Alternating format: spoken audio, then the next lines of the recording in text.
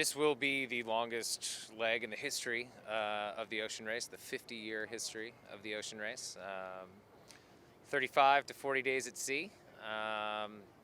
It's going to start just getting out of Cape Town here, which will be pretty hectic. Upwind, pretty bumpy, really unpleasant. Probably a lot of seasickness before we enter the south. And then it'll be just low pressure to low pressure, sailing basically as far south as they'll let us with the ice gate. And yeah, it's tricky. You know, we got a 5 to 6 week leg here, and the forecasts only go out 2 weeks. So we don't really know what we're going to see for the majority of the time, but it's going to be windy, and reliability is going to be important.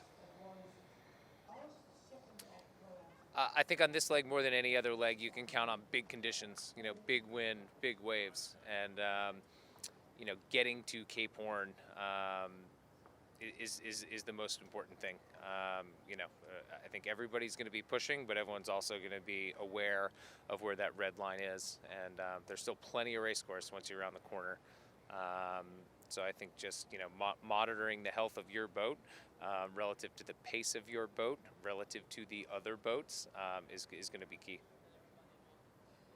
Yeah, in some ways you end up racing yourself a little bit in this part of the world.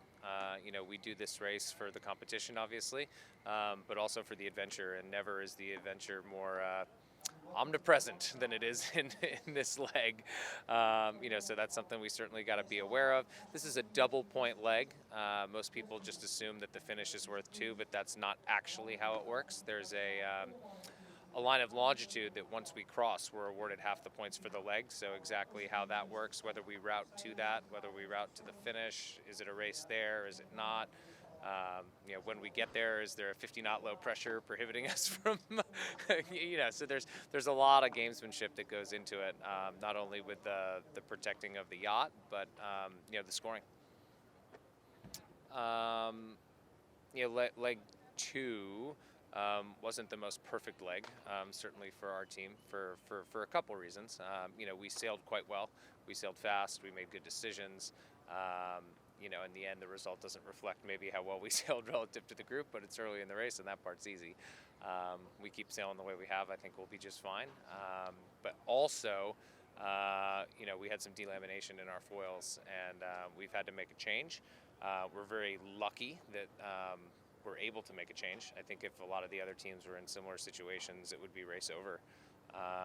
So we're fortunate to be able to make the change. I don't think it'll be a step backwards in performance at all. If anything, I think we feel more confident and secure in the strength and reliability of these foils. We've done 16 months of sailing on them versus the race set that only had about 2. So we're ready to go, and we're thankful that we have the resource and the people to be able to restart with confidence here in Cape Town.